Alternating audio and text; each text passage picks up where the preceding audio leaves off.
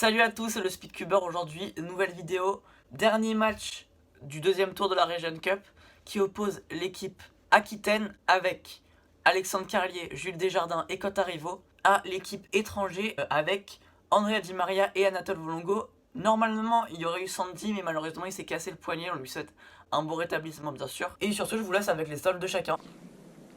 Comment mieux commencer ce dernier match du deuxième tour avec une résolution d'Alexandre Carlier, le champion de France en titre. C'est parti, il commence en jaune.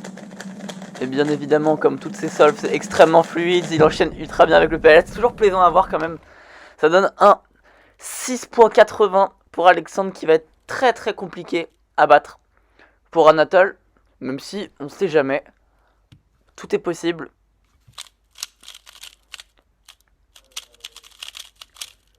Ouais, non, c'est bien, mais c'est pas aussi fluide, bien évidemment.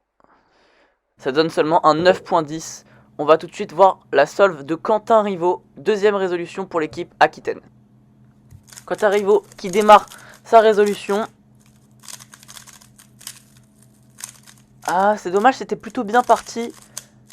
Mais il y a eu quelques fails. Vous regardez, il y a des lock-ups sur la fin. C'est dommage parce que c'était pas mal parti. Ça donne un 11.07 qui va sûrement être battu par Andrea. D'ailleurs, je tiens à m'excuser pour le son de cette vidéo, car malheureusement, je suis pas chez moi, je suis pas à Paris, et j'ai pas mon micro, donc vous aurez un son un petit peu saturé. Et Andrea, qui va démarrer sa résolution, il démarre en blanc. Il a fait du slow turning, mais ça passe globalement, oui. C'est une bonne résolution globalement, c'est un 8.39 pour Andrea, un partout entre les deux équipes. Et Jules Desjardins qui enchaîne directement avec sa résolution.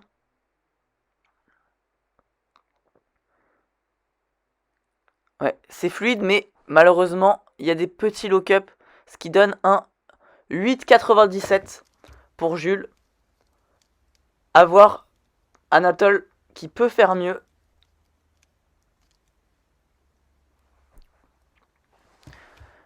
Il pose ses mains sur le timer et c'est parti. Ah ouais, il y a des lock-up. Enfin, il y a des lock-up, pardon, il y a des pauses. Ouais, ça va, à mon avis, ça va pas le faire. Ouais, c'est un 10.85. 2-1 pour l'équipe Aquitaine. On passe directement au relais. Avec Alexandre qui démarre son premier relais. Je tiens à dire que Andrea fera quand même 2. Oh là là, PLL skip. PLL skip, incroyable. Ça donne un 6.89. Et Cotarivo qui enchaîne avec un 9.21. Et Jules qui va terminer avec un 25.19 en tout. Je rappelle que nous savons depuis la fin des 1v1 que l'équipe Aquitaine passe en demi-finale car il fallait aligner seulement 2 résolutions pour être de sûr repêché. Et c'est parti pour la première solve d'Andrea de ce relais. Je vous rappelle qu'Andrea fera 2 solves dans ce relais car tout simplement Sandy est blessé, donc il va le remplacer sur une des solves. Ça donne un 9.31 sur cette première résolution. Anatole qui enchaîne avec un 9.76. Et ça se terminera sur Andrea. Encore incroyable.